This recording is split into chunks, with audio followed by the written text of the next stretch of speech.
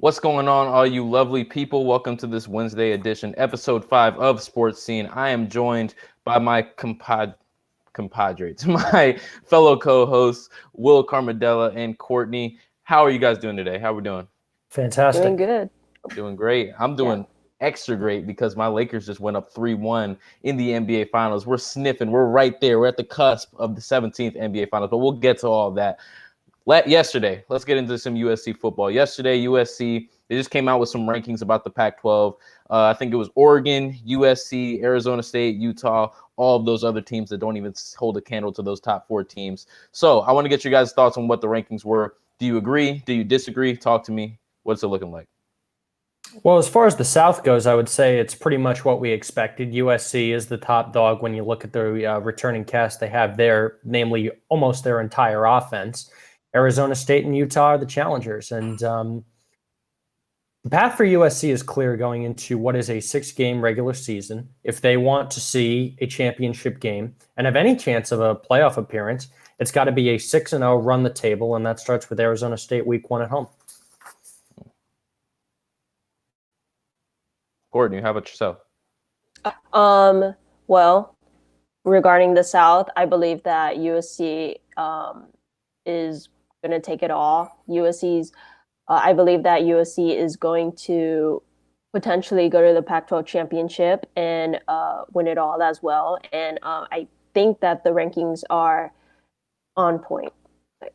So we do have a bit of a disagreement there. Courtney, you and I believe that USC does have the potential to go it all and usurp Oregon as that number 1 seed. And actually, they were picked as a dark horse candidate. Or I think the media, whoever the media, I don't know who that entails, but the media picked USC to win the Pac-12. Will, you disagree on that. Tell me why you think Oregon is the team that ends up beating out USC. Well, this media ranking gets the Pac-12 championship right a little more than half the time over the past 6 decades or so. So they're pretty good at predicting this. But when it comes to Oregon, I think that the defense is what takes them over the top. I mean, believe it or not, when you have a first-round pick in Justin Herbert, you think your offense is your strength usually for Oregon. But really, it was the defense that carried them. They were top 10 according to many analytic rankings. And I think they provide a very difficult matchup for USC in that championship game. I see your defense, and I raise you one hell of an offense, man. I'm looking at this air raid. I'm looking at Keaton Slovis in his second year in it. He's only going to be more comfortable with Graham Harrell, with how the offense functions. Granted, you did lose a guy like Michael Pittman, but, for what you lost in a big body receiver, I'll give you a Brew McCoy, and then we will call it even, right? So I think this offense easily puts up over 30 points a game. As great as that Oregon defense is, I'm just not sure they have the physical pieces to match up with the talent that USC has. When we talk about a Brew McCoy, when we talk about an Amon-Ra, when we talk about a Tyler Vaughns, a Drake London, all NFL caliber players at some point in their careers. I'm not sure if Oregon, even Oregon, which is going to be one of the best defenses in the country, I'm not sure even them, they have the talent to match USC right now.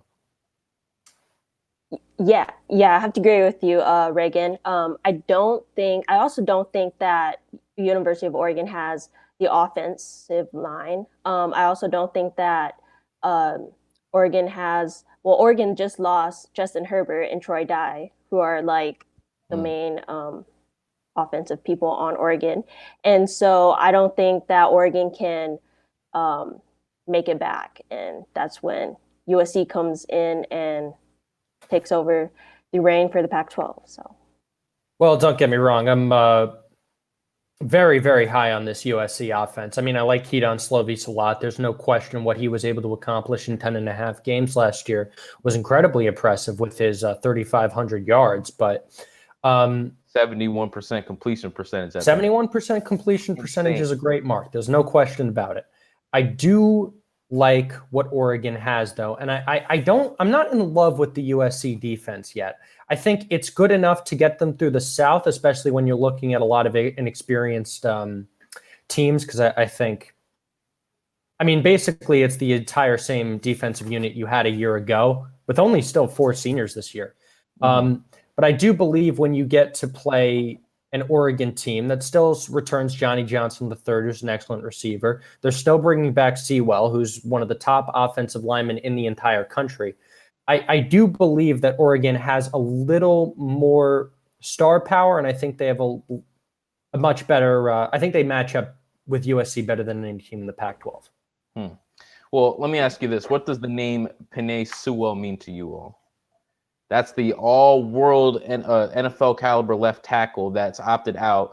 Obviously, Elijah Vera Tucker, USC's left tackle, had just opted back in. But I want to focus on Oregon and the fact that they're basically the staple of their offensive line in Sewell, a guy that's going to go easily in the top 5 of next year's draft. He's not playing on that team anymore. And I think that sort of blow to the offensive line is going to prove to be pretty difficult for Oregon to overcome over the course of the season. I'm not sure exactly who's replacing him, but there's no way that dude's even sniffing a candle to what Sewell is, just because of how talented he is. That's the quarterback of that offensive line. That's the leader of that offensive line. It's the best player in that offensive line, and he's not going to be out there. And guess what? I have one hell of an edge rusher that's going to prove to be a pretty difficult challenge for any team that he's playing against when I talk about Drake Jackson, man. So I think, last year, Oregon put up 56 points on USC. The USC's defense was not, apt to handle Oregon. But because you don't have Herbert, and because, I'm not sure what's his name? Tyler Slow. That's his name.